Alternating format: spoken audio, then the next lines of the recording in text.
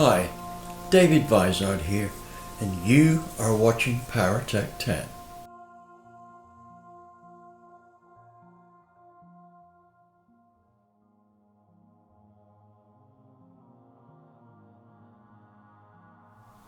Okay, I'd like to thank all of those people who've made that 15,000 subscribers possible, and so that sets our next target for 20,000. Let's see if we can do that by, say, end of February, beginning of March time, right? And that's going to count on you as much as it does me. Okay, now let's go on to comments, right? First off, I get lots of people making comments about when will I do this cylinder head and when will I do that cylinder head. Well, some of them are on my list to do, and I'll get into that in a moment. But one of the things I do want to make a statement about is those people who make comments which definitely have a very hard edge to them. Like one guy said, am I not aware that port volumes are not very important because so-and-so has spent ages trying to hammer that point home, right? Has it ever occurred to you that the so-and-so that you are talking about may be wrong? No, it appears not. But anyway, you kind of condemned this yourself. So those of you making negative comments need to make sure that your comment isn't technically inaccurate. And that is, you don't say I shouldn't promote this and that I should promote this, and yet these two are connected and therefore one's dependent on the other, which invalidates your argument. For instance, this particular person said that one very successful head porting company, which has one of their chief head porters is my son-in-law, who learned his trade, or how shall I say, practiced his trade in his early days for 6 years in my shop in California. So be careful that you're not pointing out somebody who's been to my school and has learnt their porting skills and has gone on to be successful in the industry. There's a lot of people out there that have gone through my school that are now well known in the industry. In fact, let me make this one point. The world's most successful head porter, the world's most successful engine builder is my #1 protege. So don't give me this business about, oh, so-and-so knows better than you. You don't know if so-and-so actually has been at some point taught by something I've done. So check that out before you start complaining. Now, let's get back to this port volume business, right? This person said they've tried hammering the point home that port volume is irrelevant. It's the diameter of the port that's important. Well, of course, that's the same thing because the port has a given length. And so the diameter and the length equals the port volume. So, Mr. Blah, blah, blah, get your chickens all in a line before you start criticizing.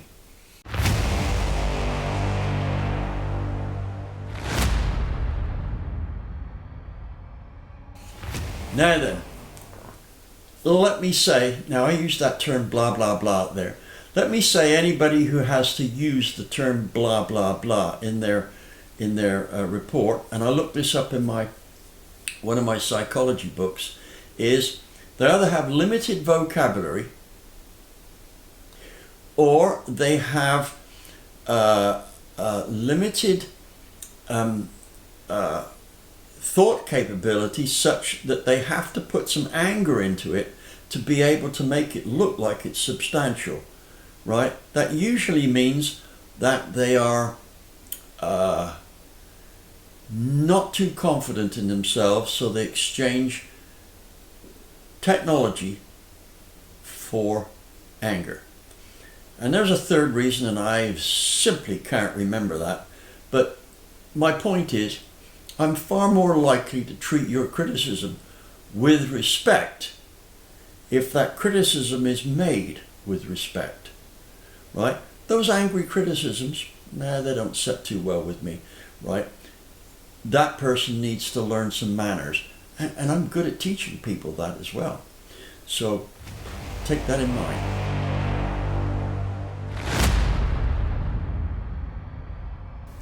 Now, if you're going to make a comment, I don't mind you making a negative comment, but I do request that it's done in a polite manner, right? This world is very short of good-mannered people as it is. I don't need to be dealing with people who have bad manners or people who've got, shall we say, some antagonistic attitude towards what we're doing here. So bear that in mind before you make a comment. Oh, and the guy who says, yes, but he never deigns to answer the comments even though he always asks for them. Right, let me address that. I don't make a lot of money doing this. And although I like to think that I'm here to benefit you, it is not something that I was put on this earth to do exclusively and at your beck and call. No, it's mine, right? So, whereas I may not comment on all the comments made, and it's a lot, this channel gets way more comments than for the number of subscribers it has than almost any other channel in this region of technology.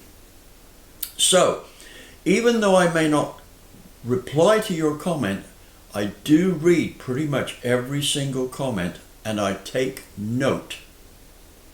If that comment requires that I change something, if it can be done, and if that change I think is going to be something that the general majority will be favorable with, then I do it.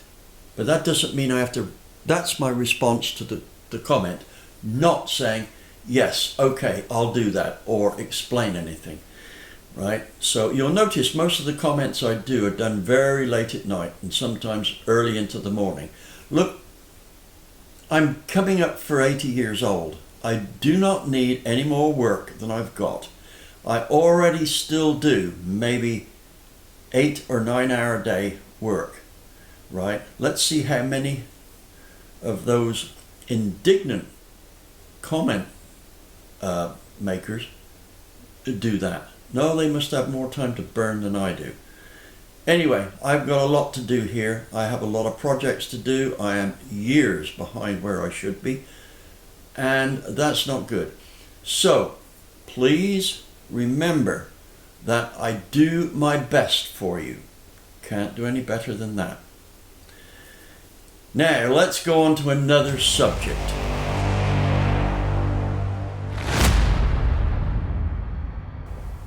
Upcoming subjects. Well, let's take a look at this, because the comment section often asks, could I do something on this, that, or the other? Now, the deal here is that the answer in most cases is yes, when I can get to it. I think one of the most popular ones is the Chrysler V8 Heads. Could I do something on that? Well, there is a kind of a loose plan with Uncle Tony to do a pair of cylinder heads for one of his projects. Now that, I don't know how far down the road that is. It's only been loosely, how shall I say, planned on. And Uncle Tony is busier than a one-armed paper hanger. I know that feeling. So, for the Chrysler guys, in your future will be a basic hop-up on a popular Chrysler V8 head or heads. Now, talking about Chrysler, something that is actually in the fire at the moment is I am doing for Richard Holdner a cylinder head for a 2.2 Chrysler turbo 4-cylinder engine, right? So I've made a start on that, and we are moving forward. It'll take a bit of a while, but I'll get there. So that's one project. Another project is, well, one that you're going to see fairly soon will be a dyno test on a set of GT40 heads, stock and modified. Right now, also we will have a big block deal, which is well on the way to being done, and it's a test on the new Renegade big block AFR heads. Right, they've got a lot to offer, and I think that the video is comprehensive enough to qualify as the best big block video porting video on YouTube. But you let me know about that, right? I might be just thinking better of it than it's really worth. Another one that we're going to do is on our golden porting rules. That's in the offing. One, and this is unique, going to be unique, split head porting, right? That one you will never have seen before on YouTube. No one's ever done it, but it's a technique I teach here that is used by some of the most well-known top head porters. And no, it is not their idea. I believe I was one of the first to do it because I did it about 40 years ago. Right, so split head porting, look out for that one. Of course, all of these you should be putting on the notified list, because otherwise you'll miss them. Right, now what else have we got?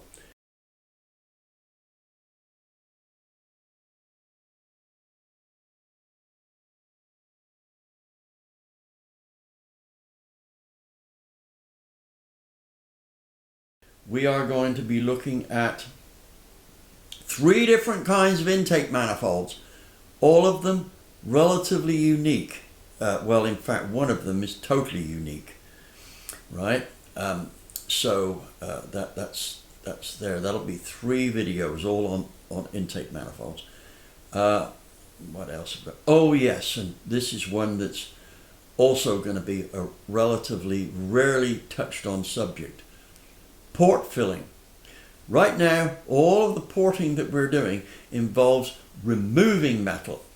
Well, the bad news here is that most cylinder heads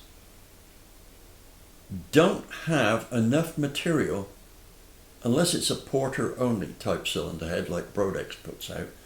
They don't have enough material in place to get the ultimate port. Now sure, you can improve them a great deal by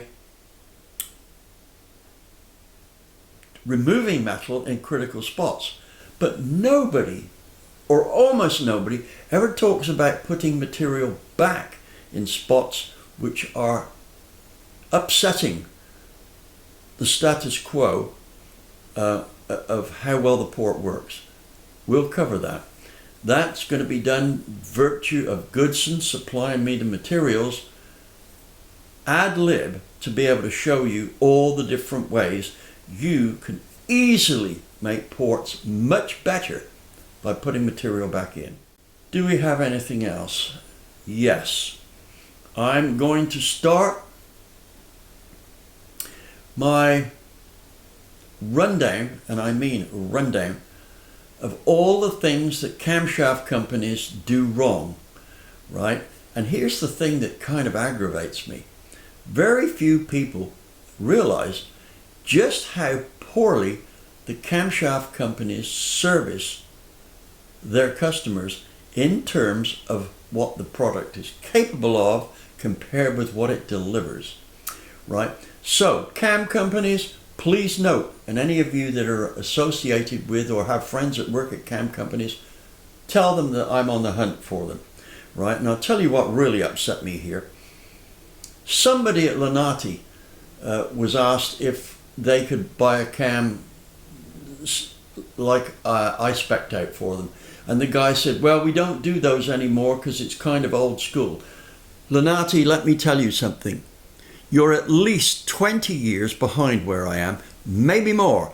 Actually, if I was to be a little more accurate, I'd probably say 35 years. So don't tell me I'm old school. It won't wash, right? And by the way, you're one of the companies in my sights. Now then, let me tell you something about camshafts here. What you might say, what qualifies me to do all this? I'll tell you. If it was in the Guinness World Book of Records as a category, I probably hold the world record for the number of cams tested.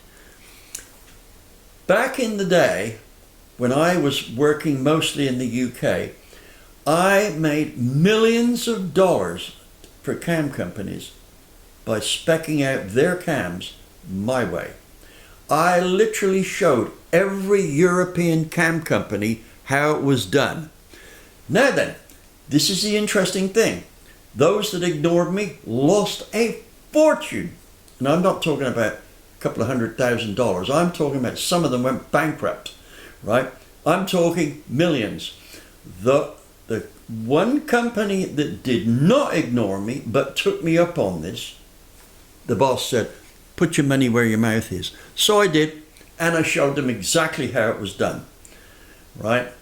They made tens of millions of dollars, and I'm talking about 20th century dollars, not 21st century dollars. So that's another thing that I'm going to be doing there, is slowly but surely tearing the cam companies out there a new rear end. Now some of them out there, right, are already doing a good job out there, but they all could, or almost all of them could do better. But that'll be the subject.